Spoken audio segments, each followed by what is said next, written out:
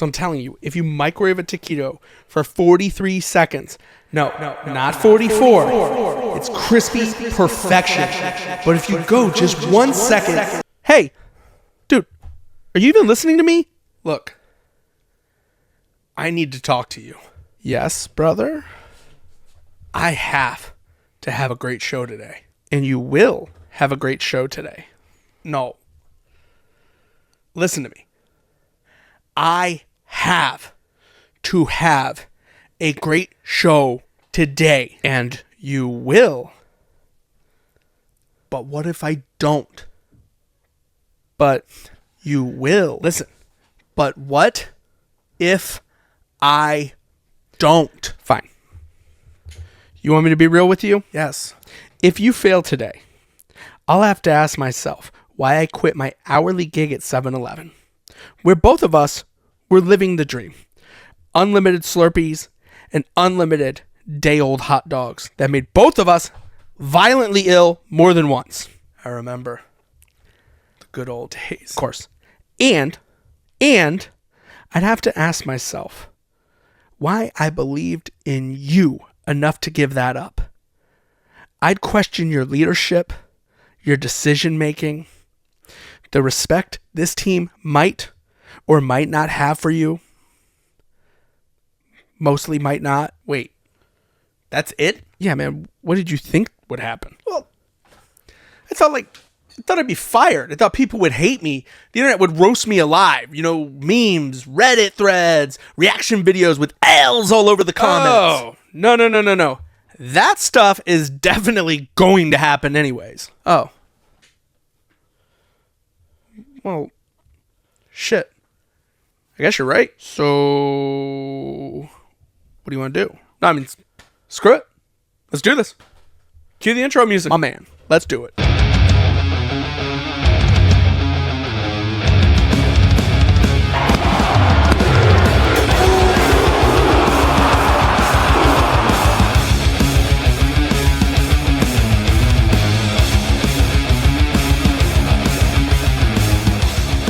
And welcome back to 1, 2, ooh.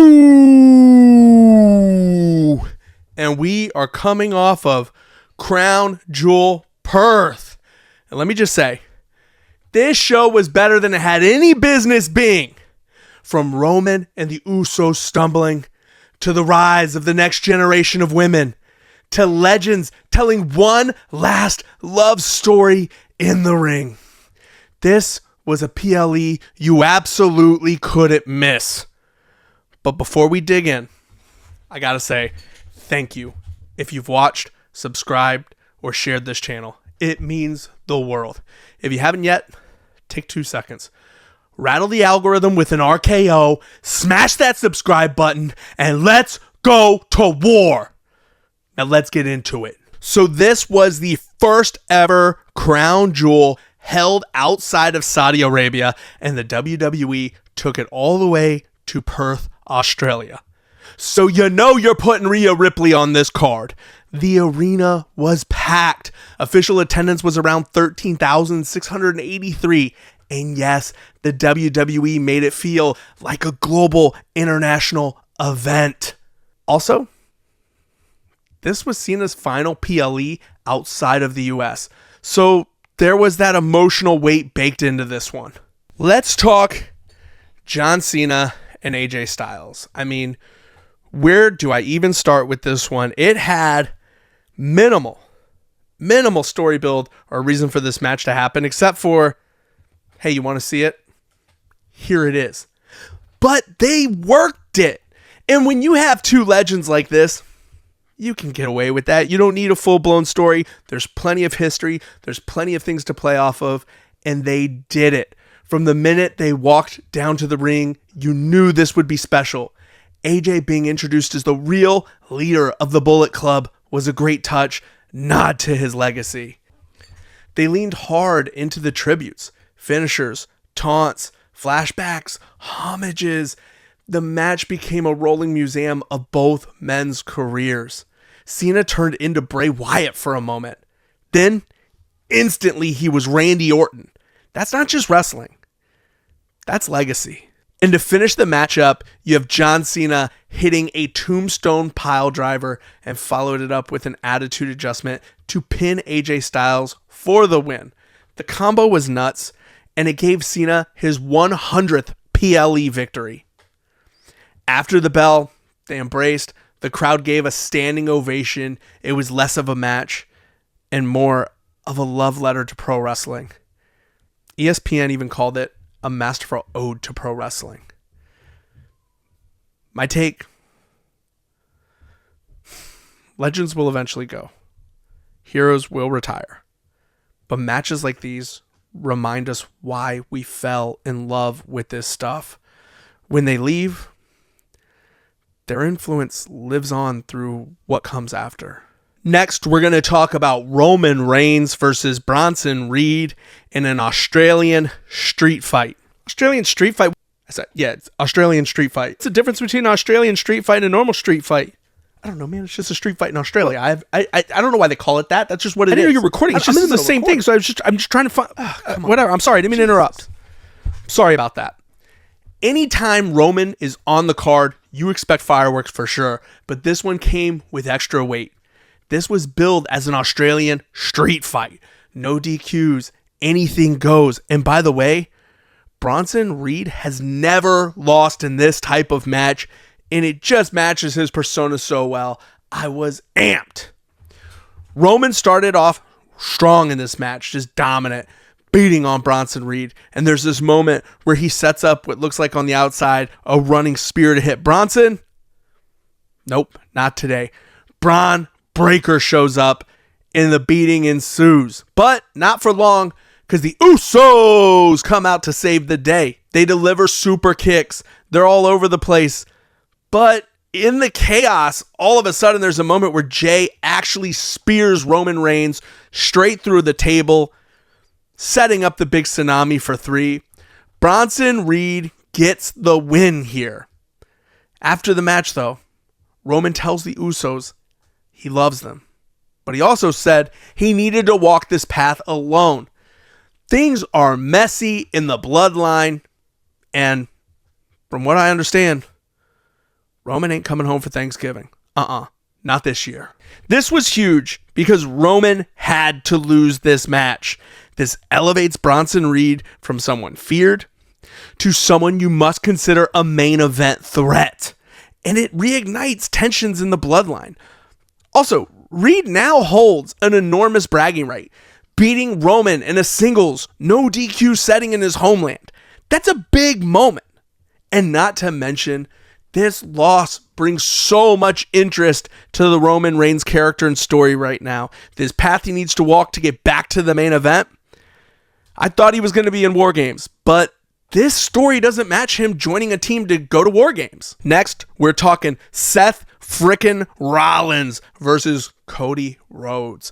The WWE billed this as the main event, and it was the match for control over the future of the WWE. Because when Cody won the Crown Jewel last year, whatever, it's wrestling. I love it. Rollins needed this more. In my view, he had the question marks floating all over him.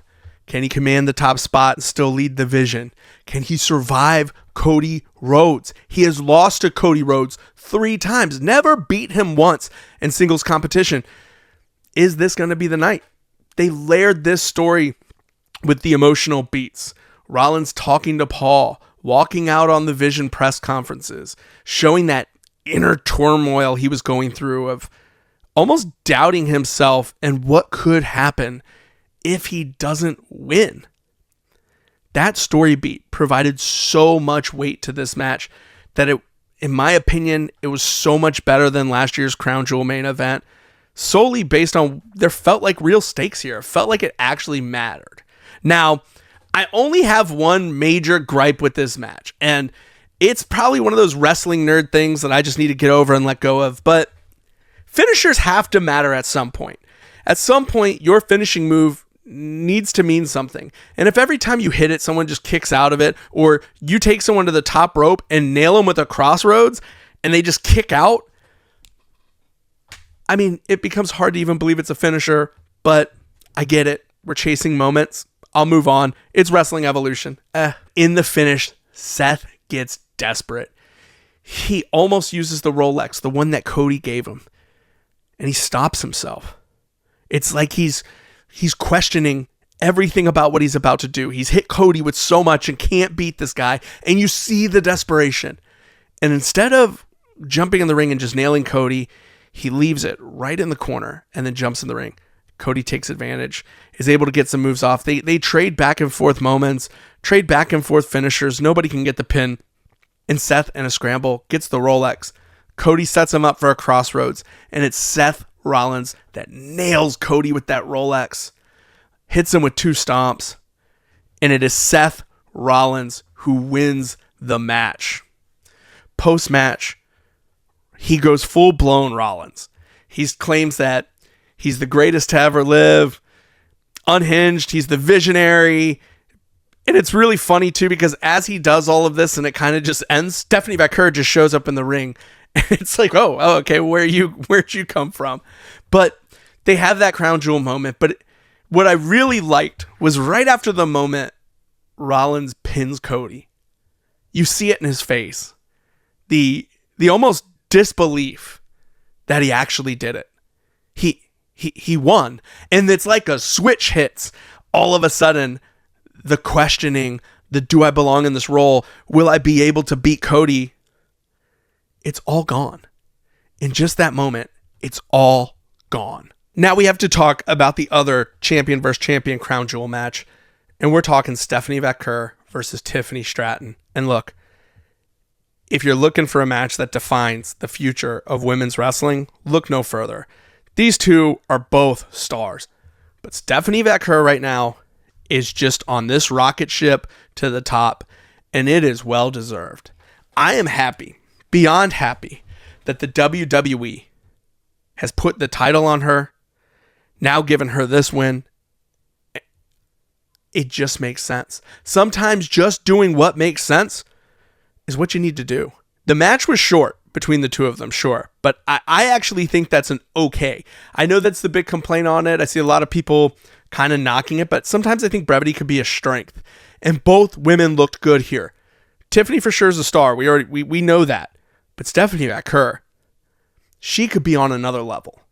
And allowing her to claim the women's crown jewel only helps to cement that legacy and only cement her where she is. Vaquer's ascent in the WWE has been steady. She was NXT Women's Champion, and now she's already become the WWE's Women's Champion. And look, I just want to see her put on banger match after banger match. At this point, after this, I want to see the heel of all heels take on Stephanie Vaquer. I want to see her feud with a real villain. I think it will boost her character even more, give her even more credibility. But I'm here for it. Think about all of the great matches we are going to get to see with Stephanie Vaquer in the WWE. And last but not least, I'm telling you, you had the Kabuki Warriors taking on Rhea Bloody Ripley and Io Sky. This match may not have been the headline of the show, but I think it was super important as a supporting match on this particular card. And I gotta give props to Asuka, man. I just don't think she gets enough credit. She is an amazing heel. I love her heel character, and I really hope that they do a lot more with her. And I see her back in the title picture here soon. I'm so excited to have her back from injury. But God, and maybe I'm crazy. I just think she's underappreciated, man. She's so good. But her and Kairi came out hungry. Right from the start, they did not hesitate. They just went on the attack and started destroying Io and Rhea. Most of the match, they obviously held Io in the ring. Were kind of going back and forth, just beating her up and taunting Rhea, building up that hot tag for the hometown hero. And damn, when that tag hit, that place exploded. Io and Ripley tore it down. Kairi took the pin in the end, which I think is going to be very interesting. It suggests that there's probably going to be some heat with Asuka. If you recall, Asuka in Kairi's last match told her, you better not lose. And now Kairi is the reason that they lost this match.